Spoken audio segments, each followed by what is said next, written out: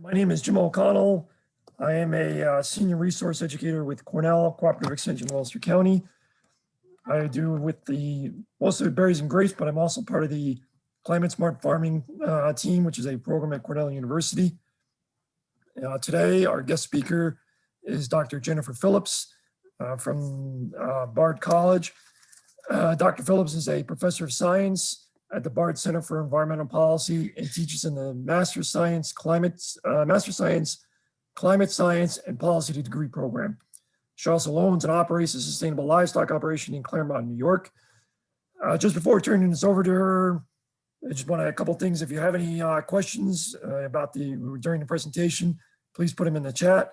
We'll get to them. We'll kind of group them together and get to them as appropriate. A special shout out to my colleague, Jason Detzel, for introducing me to Dr. Phillips. Jason Detzel works with me or we work together in the Cornell CC office in Ulster County. He's the senior ag educator for livestock.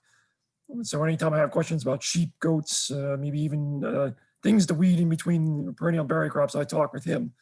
So he introduced me to Dr. Phillips. Dr. Phillips is our guest speaker today to talk about understanding climate change and its impact on local agriculture. As more and more we get into this changing environment and changing climate, I thought it was appropriate and important to have an expert come talk to everybody and present on some of the things that she's been doing and what she knows. And with that, I'll turn it over to Dr. Phillips and mute myself and shut off my video. Thank you. Maybe I'll turn my video on here too. I just need to share my screen, and can you stop sharing your screen so that I can share mine, please? Right, yeah, I was looking for the button. Here we go, stop share. Okay. Let's see here. So thanks very much for inviting me. I've known Jason for a little while and just met Jim recently, so thanks to both of them for inviting me today. Let me go into show mode here. If I can get this to move out of the way so I can see it. Here we go. Okay, good. So today I'm going to talk about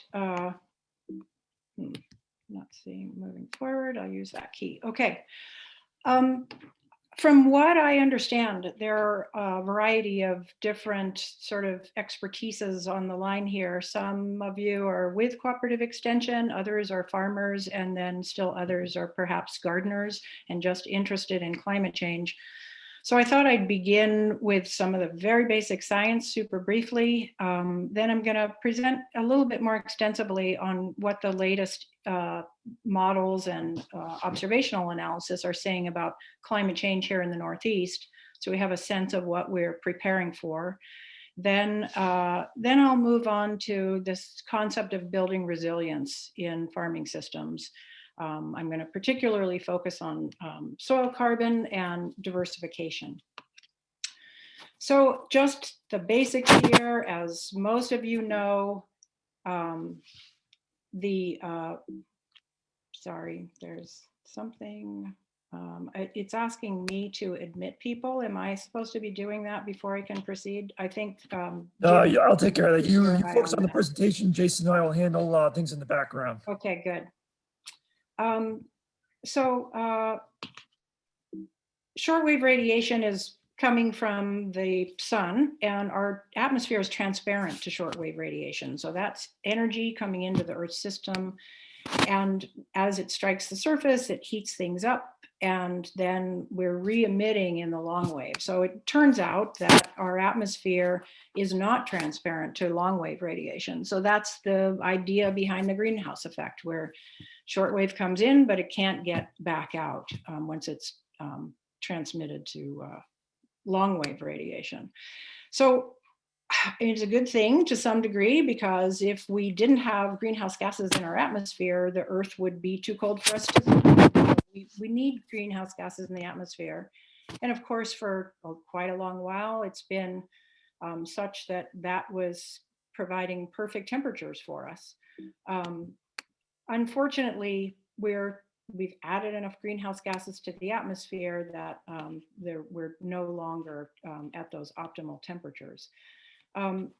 Just reviewing quickly, carbon dioxide isn't the only greenhouse gas we're worried about. It's the primary one that we generally tend to be concerned with. But of course, both methane and nitrous oxide are the other really important greenhouse gases. And these are ones that are much more powerful per molecule than carbon dioxide. So it turns out that, in fact, agriculture is the main source of methane and nitrous oxide, certainly nitrous oxide from fertilizer use. So I won't be spending any more time on that aspect of the equation today, but we need to be thinking as we transition to a more sustainable agriculture, it's not only how agriculture can handle climate change, but how climate change is influencing, how agriculture is influencing the greenhouse gas emissions. So if we actually have data going back 800,000 years now, this data is coming from ice cores that are drilled in the Greenland ice sheet. And if we extract the carbon dioxide level in the bubbles that were captured when that snow fell up to 800,000 years ago, we can see here that it's been quite a while that the Earth was managing at around no higher than 300 parts per million of carbon dioxide in the atmosphere. But also, as you can see, it's just within the 20th century that we've really started to increase that number. So the current levels of CO2 in the atmosphere, just as of December, just last month, we're at 414 parts per million. So we've crossed that important threshold of 400 parts per million just within this past year, and the numbers are continuing to go up. Many of you might have noticed just last week, NASA announced their results of their analysis on temperatures for 2020, and announced that in fact 2020 tied with 2016 as the warmest year on record. So as you can see from this graphic, the gray line is the trace of carbon dioxide in the atmosphere, and then the bars are global average temperatures. And since 1880, of course, we've increased those temperatures steadily, and particularly since the 1970s. That's been the most dramatic increase. I noted here what the atmospheric CO2 was in 1988. Some of you may be aware that 1988 was the year that Jim Hansen, who was the director of NASA Goddard Institute for Space Studies, testified in Congress that indeed we understand the physics well enough to know that if we keep increasing greenhouse gases in the atmosphere, we're going to create an Earth that's uninhabitable by humans. And by the year 2000, we'd gone up just a little bit more to 2069. But here we are 20 years later, and the numbers are, the rate of increase is increasing. So that's not a good thing. If we project out into the future, the scientists that run general circulation models or global climate models are sort of have agreements through the UN to utilize standard scenarios for greenhouse gas emissions into the future so that everybody's kind of running the same assumptions in their models. And in this first graphic, we can see on the left, what's considered the high scenario, in other words, kind of the worst case scenario, is called RCP 8.5, relative concentration pathway, and the 8.5 refers to the change in watts per meter squared of the energy balance of the planet. So you don't really need to know that, but I will be referring to RCP 8.5 and RCP 4.5 later in the talk. So keep in mind that we're referring to kind of the worst case scenario, and what they're calling here the lower scenario, which would be what we're really shooting for now. And then they've included on here even an even lower scenario, but no one is thinking that we'll be able to turn things around this quickly now. So the RCP 2.6 is not even often looked at now because it's such an unrealistic scenario for curbing our emissions. So when we look to the figure on the right, those using these greenhouse gas emission scenarios and then running our general circulation models with those greenhouse gases in the atmosphere, we can see that by the end of the century, we're under the high scenario, we're at about 4 degrees centigrade higher, which is about 7 degrees Fahrenheit higher. So that's a global average. In the hopeful and realistic scenario, the lower scenario, we're keeping it under 2 degrees C. So that's a goal for the climate community at present, to try to keep that. I mean, we're actually trying to shoot for under 1.5, but we'll see which of those is realistic. The key lessons I think that I want to stress here, I mean, all of us know that temperature is going up, but the key lessons that we've really become aware of over the last 20 years are that, first of all, this is all happening a lot faster than we used to think. I remember 88 was also the year I started my graduate studies at Cornell. And I remember thinking that, all of these discussions about climate change, we were talking about 2050 and 2100, and we won't really start seeing it until our children or children's children. But that's totally not what's happening now. These two pictures depict scenes from this summer. So this is fires in Northern California, wine country, that were just devastating this past summer, and then floods in March in the Midwest. And so the rate of change is far higher than we expected. The other big take-home lesson from the last 20 years is that it's really all about these extreme events.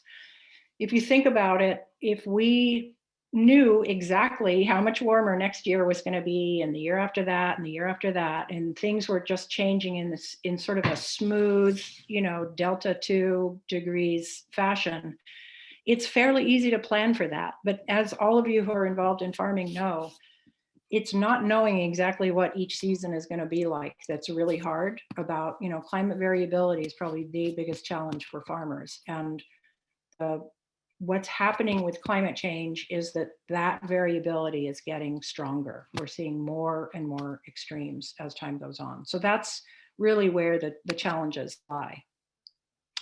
So let's look at some specific data. I mean, there isn't a whole lot of modeling that's really specific to the Northeast, because the general circulation models do a very good job at these sort of big areas.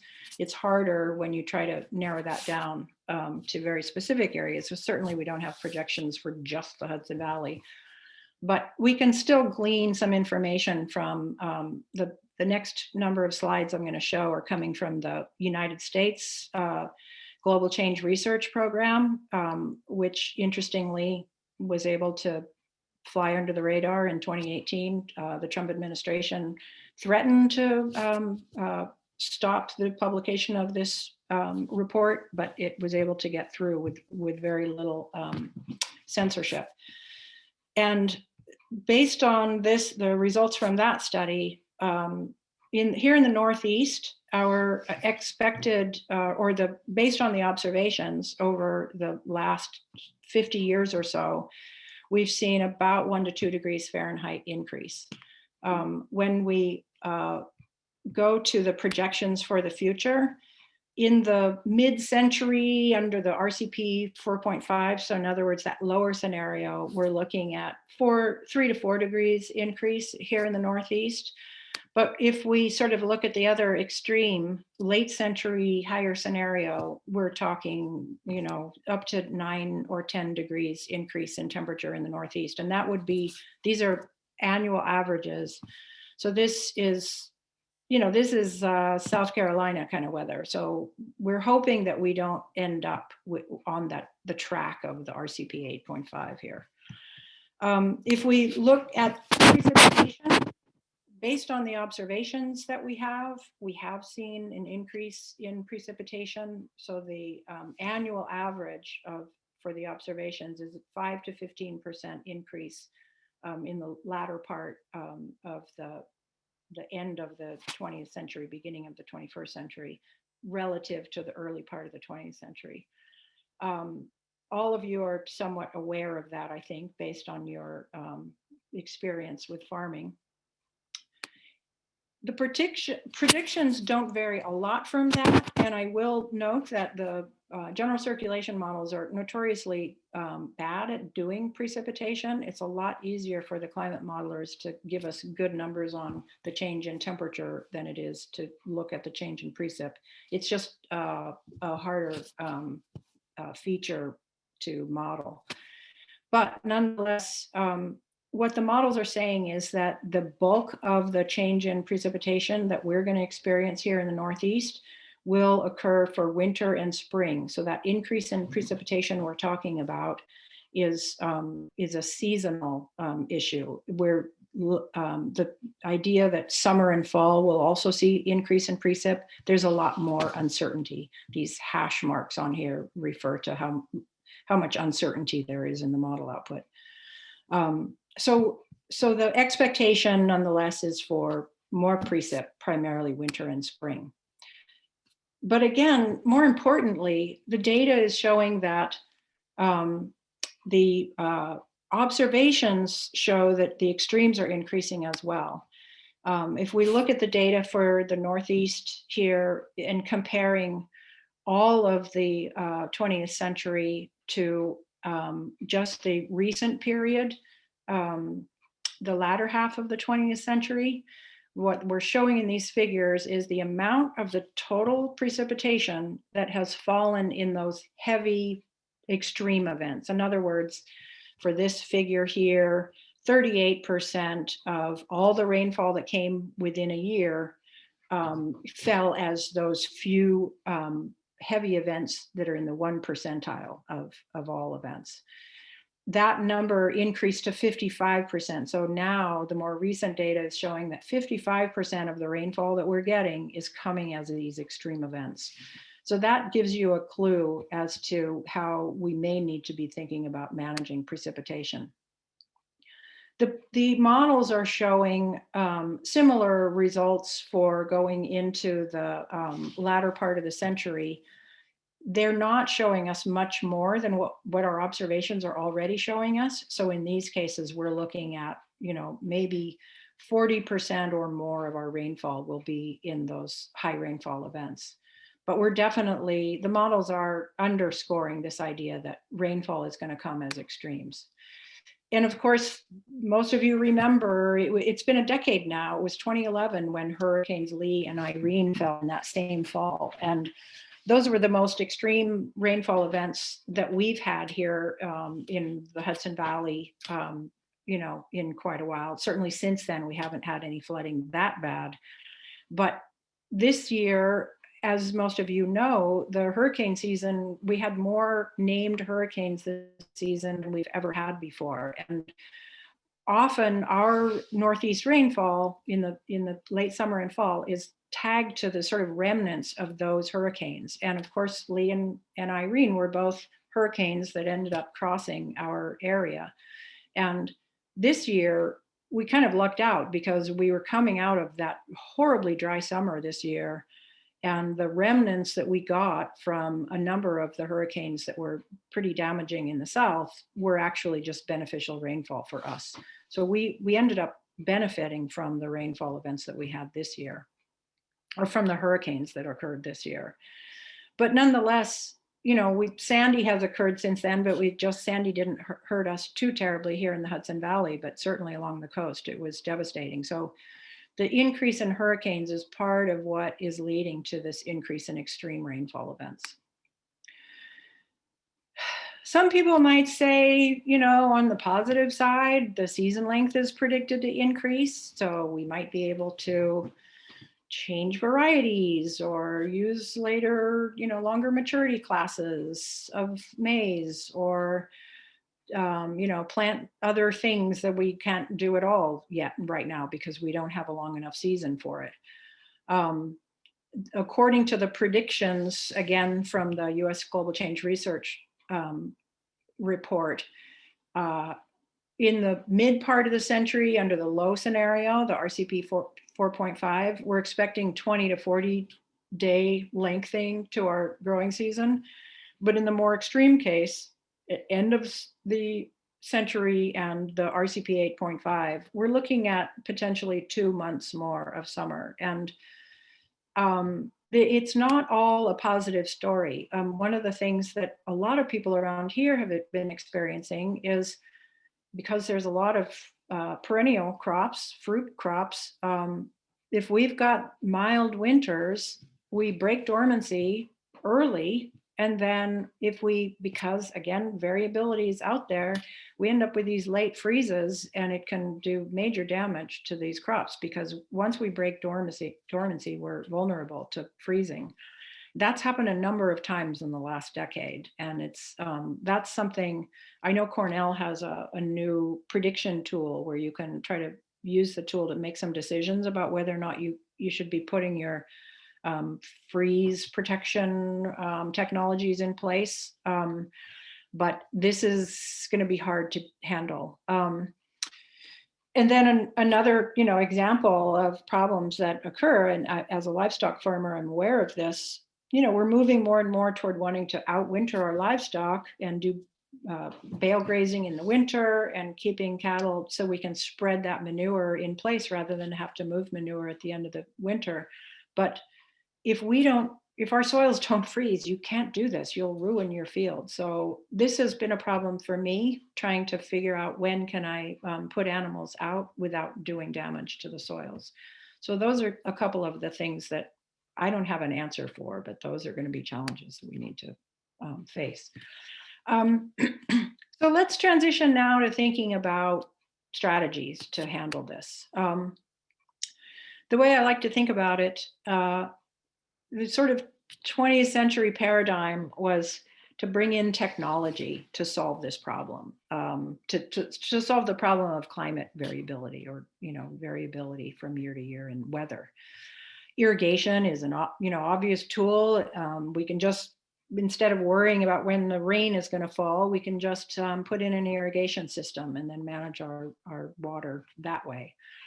Certainly, there's been movement to try to develop drought-resistant crop genetics. I'm not going to say much more about that until a little bit later, but I think this has been frustratingly difficult to accomplish. Tile drains, of course, can help us handle excess water in the field. But the point that I want to make here is that I think ideally we're moving toward sort of trying to rethink the way we manage our agroecosystem. So agriculture is utilizing an ecosystem and managing it to produce certain products. And there are ecosystem services that nature has evolved to handle climate variability, to be resilient. And so this sort of informs my thinking about what can we utilize and enhance in natural systems that are going to give us the kind of resilience that we need in farming systems. And the two features that I will highlight, this is kind of where my thinking is at now. I expect it to evolve over time, but right now I'm thinking keeping healthy soils and improving the diversity in our farms are going to be the way that we're going to manage this. So let me start with the healthy soil idea.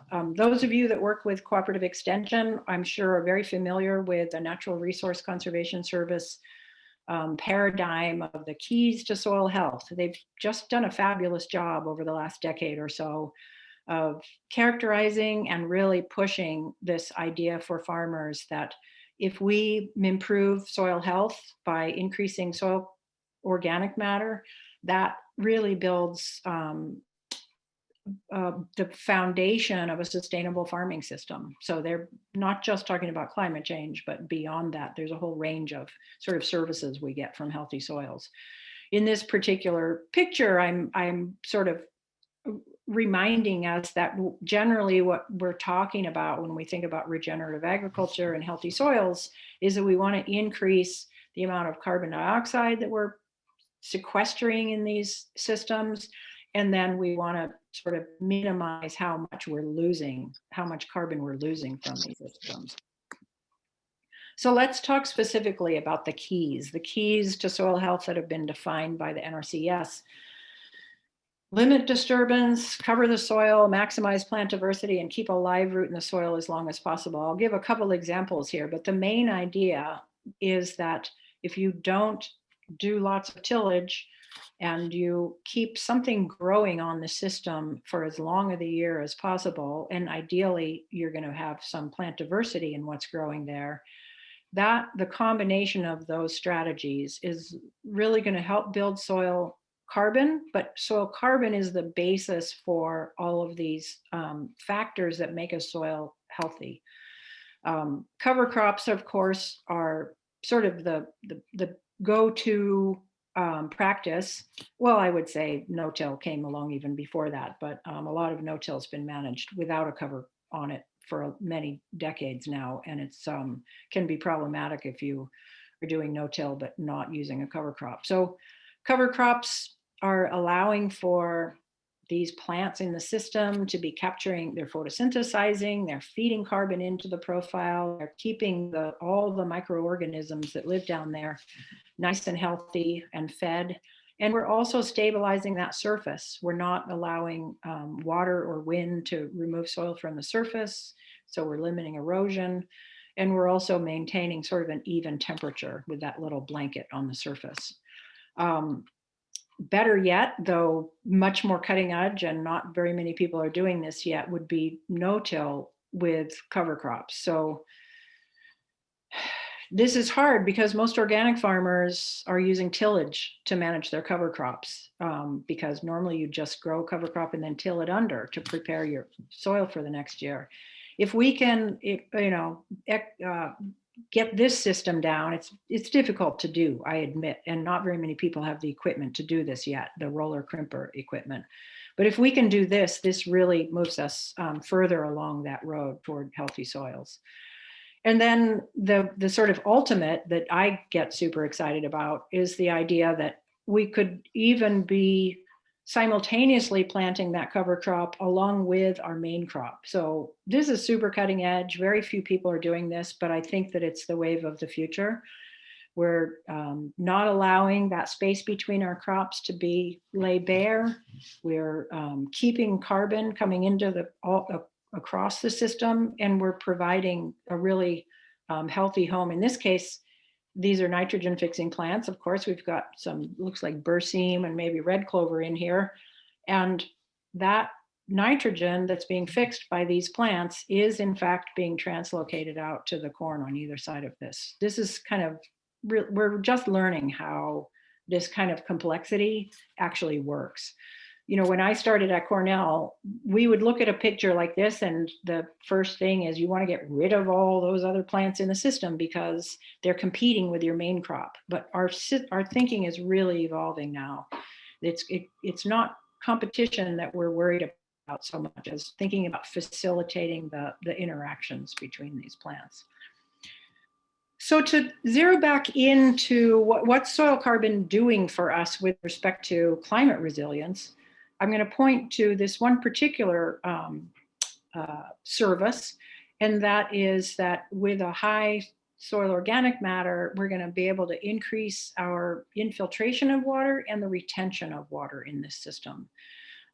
So why do we want to do that? Well, you want to be able to capture as much water. If you're worried that your rainfall events are going to be few and far between, you want to be sure to capture every drop of that water, and rather than let it run off the system. So the two ways that we can best do that are, one, to maintain a decent organic matter content in the surface that really allows the water to move into the soil and keeps you from developing a crust on the top. And then, of course, having some kind of either permanent pasture or cover crop on growing on that system as well, and having a system of no-till. What we want to do is you want to maintain all those macropores. You want to keep those root channels and the wormholes and all of those little avenues for water to move into this system. As well as the aggregate structure. You've probably seen, the pictures of holding up the handful of soil and seeing that beautiful sort of cottage cheese style chunks of dark healthy earth. That's soil aggregates, and that structure is really good for letting water infiltrate. So no-till and high organic matter really help make this happen. So we want to capture water, and then after we've captured it, we want to store it. So again, having a certain amount of organic matter in our profile really increases the amount of water that that profile can hold. In the left side here, we're looking at a sandy soil. You know, sand is really notorious for not holding on to water. They dry out super fast. But you can, if you increase your soil organic matter from 1% to 4%, you're doubling the amount of water that's held in the plant available water stage in that profile. So that would double the number of weeks you can go between rainfall events in theory. It gets even better with a silt loam, which is already, you know, kind of starts out with a decent water holding capacity, but you can really crank that up by increasing your soil organic matter. So getting water into the profile and then storing it once it's there, and that's organic matter is really going to help that happen.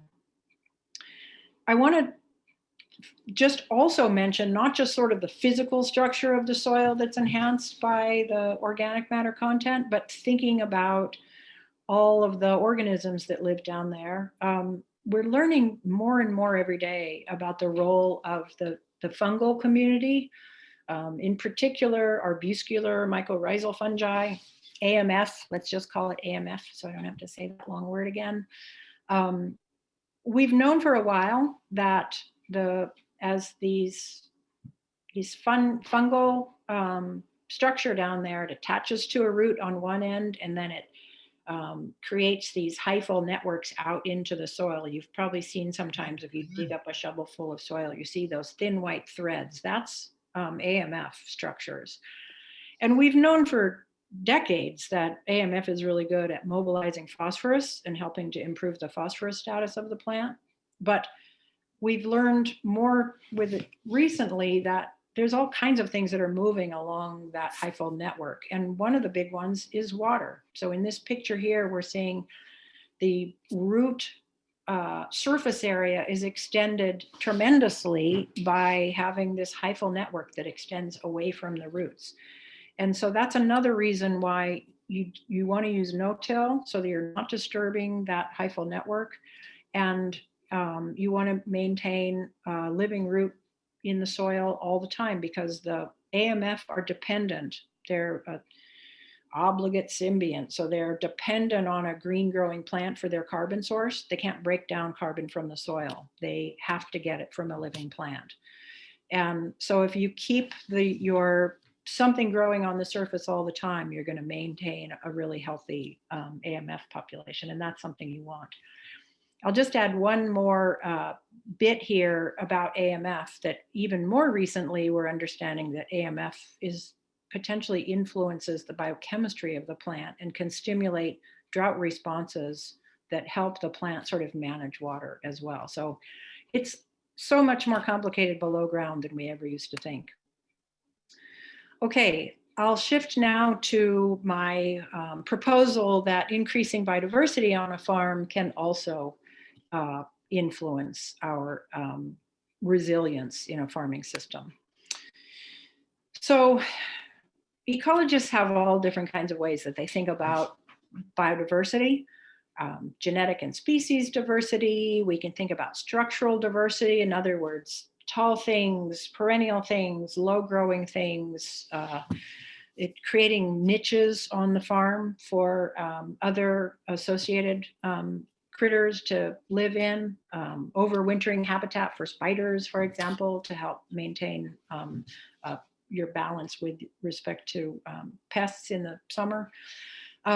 So we can think about diversity in lots of different ways, but the one kind of diversity that is particularly pertinent to this idea of resilience and climate resilience in particular is what's called response diversity. So the idea here is that if you've got a variety of different crops that are not all equally sensitive to hot weather, cold weather, wet weather, etc., it's just like diversifying your your financial portfolio.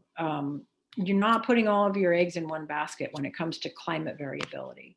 And so the example that I like to use, because I'm a grazer, is using diversity in our pasture systems to sort of ride through extremes in climate. And in this particular case, I'm going to point out we've got 3 different legumes in this picture. So we've got red clover, white clover, bird's foot trefoil. There's probably even some alsike in here, because alsike kind of hangs out everywhere. But all of these, so they're all playing this function. They all perform a function in the system primarily of fixing nitrogen, but the sensitivity of each of those legumes to the weather is not the same. So for example, in a cool, wet season or year, my white clover is going to do well. So I want to make sure I've got some white clover in that system. Whereas in a hot summer like we had this year, red clover really stands out. This year, I was just amazed at how pretty much all I had going on in my pastures in August was red clover, and I was so thankful for it.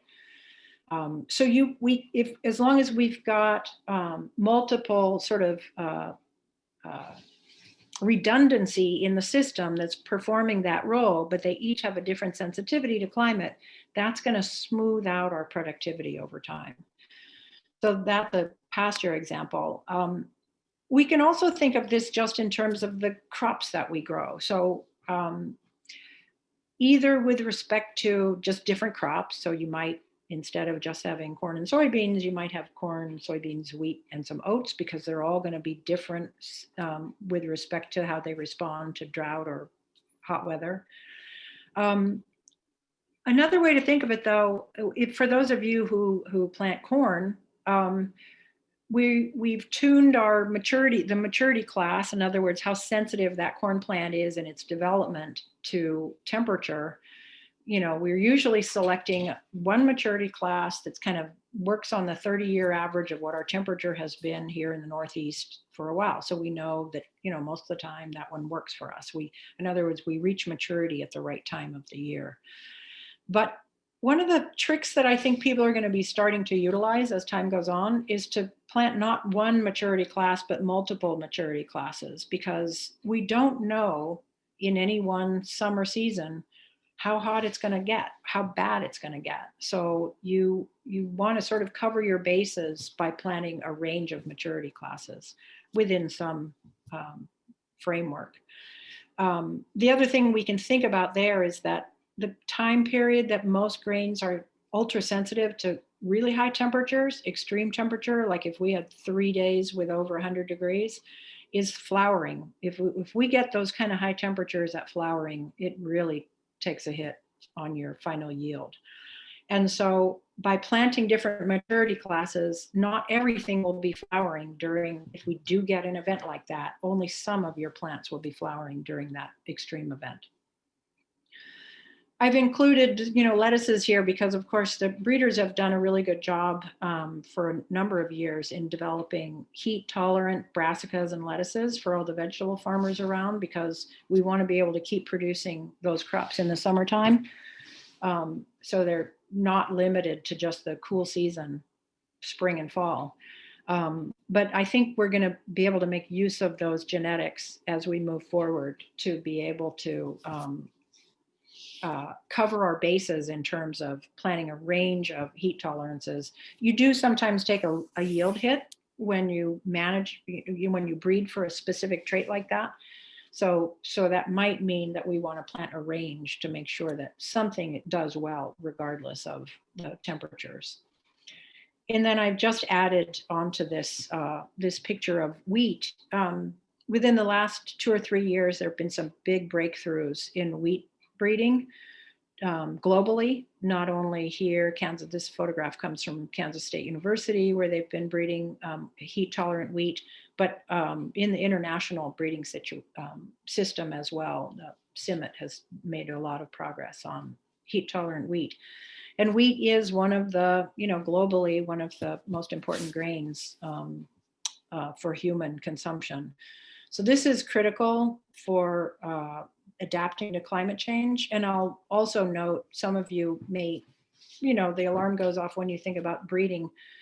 This heat tolerance was accomplished with conventional breeding. It wasn't GMO, transgene technology that was utilized to accomplish this goal.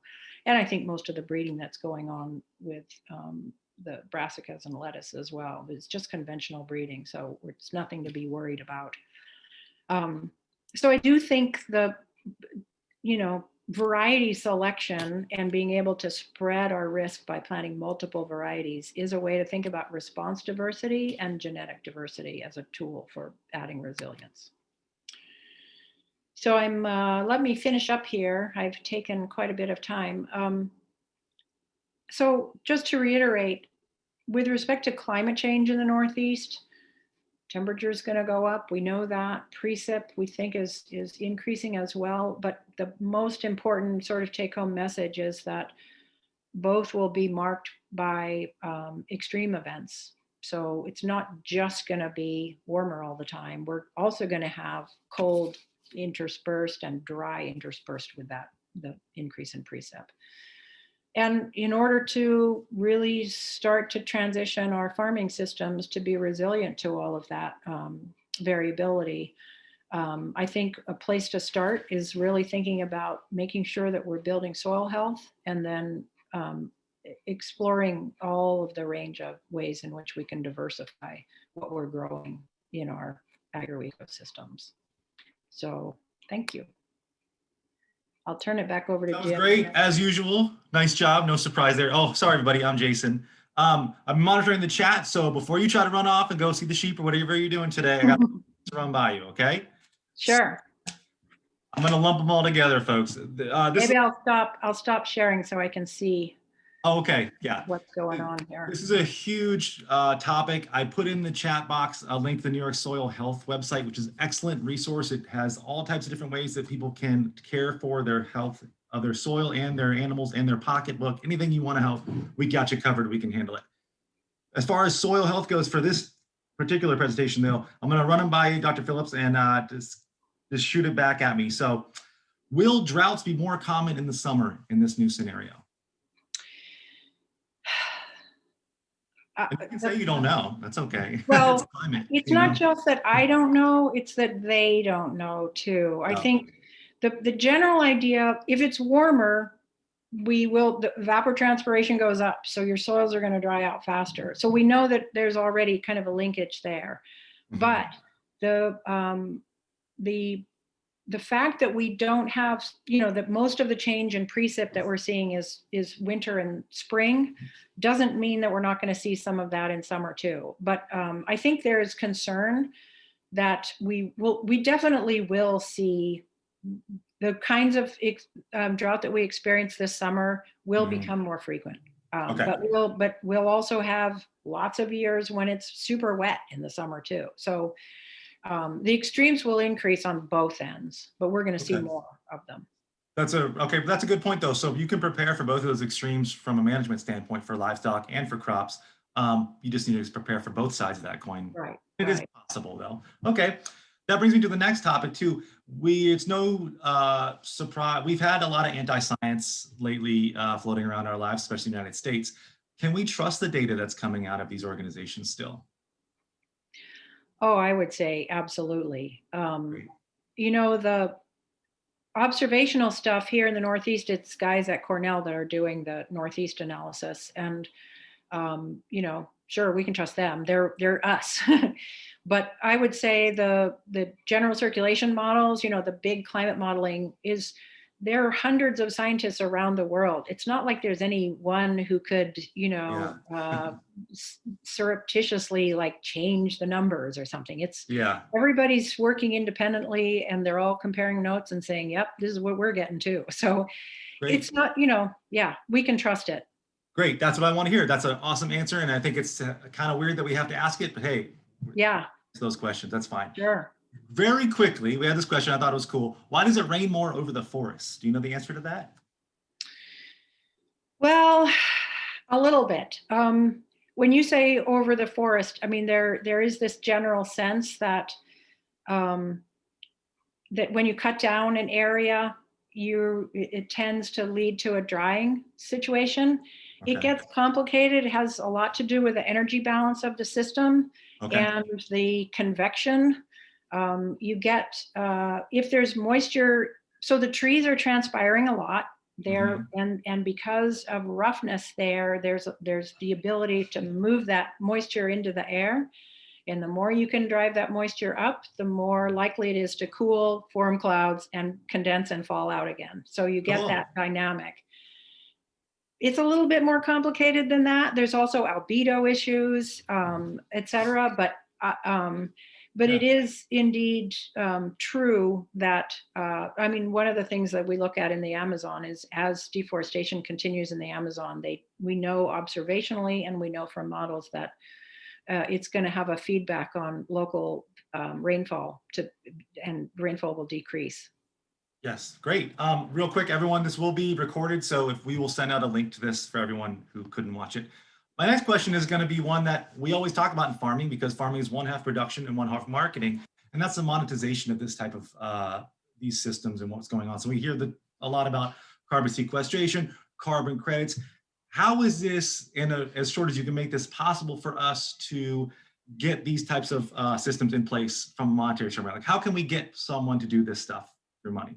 Is what I'm getting at. And our place already doing that for us, like credits. I'm a little bit of a Debbie Downer on this. I mean, it's very hard to measure soil carbon, to the accuracy that would be required if we were going to pay a farmer to increase their soil organic matter, by a few percentage points or whatever. How do you figure out if they've done that or not? Sure. You can go out, it's super intensive. If you sampled it intensively enough to really have a good idea that they've accomplished that goal, it's so expensive to do that there isn't a whole lot of money left over. I tend to like to think a little bit more holistically about it, that we wouldn't just be paying farmers to increase, soil carbon by X%, but to reward people for a farming system that not only increases soil carbon, but for example, crop insurance people could make insurance more expensive if you're doing a lousy job on soil management, because as I just said, you're going to be less likely to lose a crop if your soils are in good condition, because you won't be as vulnerable to drought. And there is discussion about that in the crop insurance world. The US government, subsidizes crop insurance, and we could actually make those subsidies dependent on practices. And even if we can't measure that soil carbon has gone up by X, if somebody puts in a cover crop every year, we can just say that's the thing we're going to look for, and we're going to give you a subsidy on your insurance if you do that. So I like, because there's more than just soil carbon that's valuable about that system. I want to monetize the system, not just percent of organic matter. And how do you monetize a holistic system? That's really tough because you're yes, except, I mean, I just gave an example, just even saying cover crops, or if, I'm pretty excited about adding perennials to the system and getting more trees in systems. I didn't even say much about livestock in my talk, but no, you didn't. Systems, we have a huge opportunity to add trees.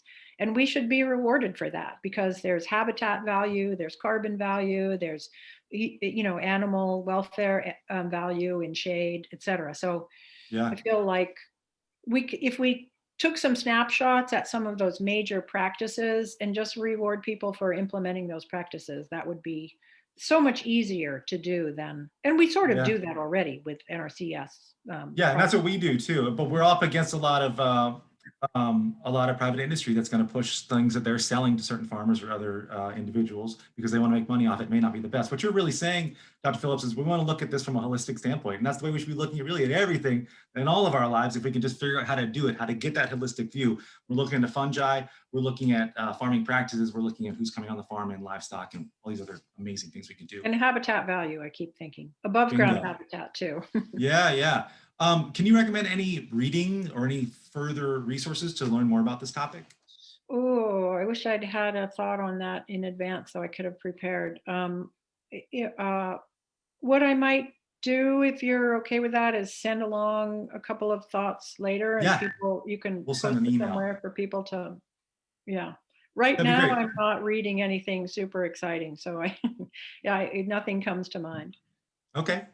I think I covered most of the things in the chat box. Anybody want to unmute themselves and have a go at asking a question? We got a few minutes left. So Dr. Phillips, it's Jim here with Ulster County. So as part of the Climate Smart Farming team, Allison has been chatting with me through email. Just wondering if we can share this recording on the Climate Smart Farming website. Sure. Yeah, I'm happy to. Hi, Allison. I think she's on the call, right? Hi, Jennifer. Hi, good to see you. Thanks for having me.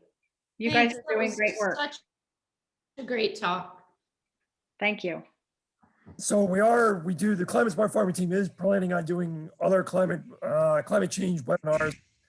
We're in the middle also of working on some climate programming. So the webinars haven't been planned yet, but when they are planned, they'll definitely be up on the Climate Smart Farming website.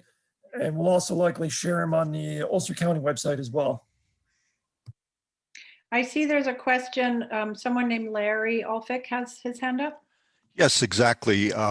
Thank you very much for taking my question. How did you prepare your pasture for multiple legume planting? Well, I mean, in the initial planting, when I first came to the land I'm on now, there were certain fields that had been in corn, so I had to start from scratch. You just add, I added probably 15 different plant types in the seed mix. So But then how did you actually administer the seed? with a brilliant seeder was how he did it, using different boxes for the different seed types. You can mix Okay. together all of the legume type seeds and then mix together the grass seeds in your brilliant seeder. So you use some sort of a drill? Yeah, a brilliant isn't exactly a seed drill, but it's just dropping it on the surface after it. Yeah, but I've also in drilled, a I've prepared drilled seed seed. bed. You can do it with a seed drill too, especially if you're Yeah. going into existing pasture. Mhm. But I would say more usefully, every year I frost seed in a little bit more, and red clover is one of the ones that it's cheap. It's, it seems to it adds so much value to the pasture. And I've only had sheep on my system for the last 8 years or so, and white clover doesn't seem to persist because the sheep don't put enough pressure on it. But if you've got cattle, then I would definitely mix red and white clover. And I'm a big proponent of bird's foot trefoil as well, because it has parasite. It helps control parasites in What? bird's foot trefoil. Oh, birdfoot The trefoil. little yellow flower. Yeah. That's a weird plant because I see that growing on only in certain farms. I've seen a lot of people that plant that. I can't get it to come up. Are you able to plant that and have it? It's very hard to establish. I mean, Okay. especially it was easier. One of the ways that I was able to get decent stands is back when I had cattle and I was just taking it down further and putting more pressure on. But with sheep, my sward was always just too dense for it. It was really hard to get it. If you're initially planting a pasture, I would just pour on the bird's foot trefoil, because once it's established, it'll last. But it's really hard to establish an existing pasture. Good. Thank you very much for your help. Sure. Michael Monzillo. Hello, Dr. Phillips. Thank you for Hi. calling on me. Thank you for your presentation today. I'm a geography student at the University of Buffalo, and I have an interest in policy. I'm curious if, in your mind, there are any services or resources that are currently inaccessible to farmers and planters like you that would be helpful if people like you had more access to in the future. You mean services that already exist that a larger farmer can access, but that small farms can't? Is that what, I mean, if you say services, do you mean things that I'm just starting from scratch, or things that exist but I don't have access to? Things that already exist that, like you said, a larger farmer might have access to. To be honest, I don't feel I mean, I'm small enough scale that I'm not necessarily looking to borrow a big chunk of money or something. And even if I was, I think the National Young Farmers Coalition has pushed some revisions to the farm credit so that smaller farmers have access to some of those small scale loans now that they didn't used to have access to.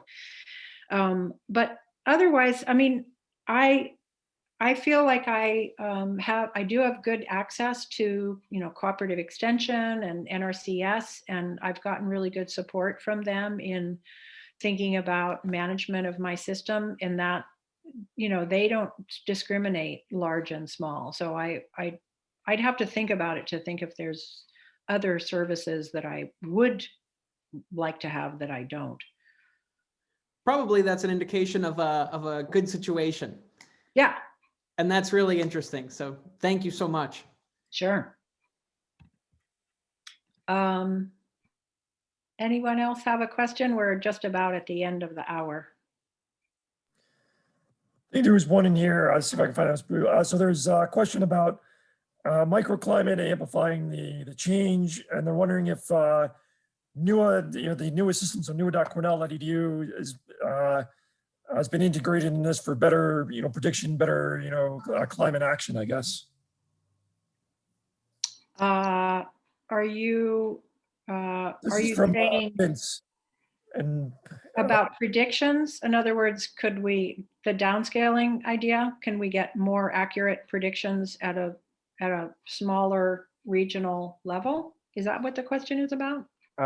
Vince, Your Honor, Can if I you cut could in? clarify. I'm the asker of the question. Sure. NUA is the weather stations that help predict for frost. If you go to the NUA.cornell.edu, it's a network of weather stations that you can then make predictions for funguses and bugs and frost and planting dates and maturities and growing degree days and all that information for your microclimate wherever you are.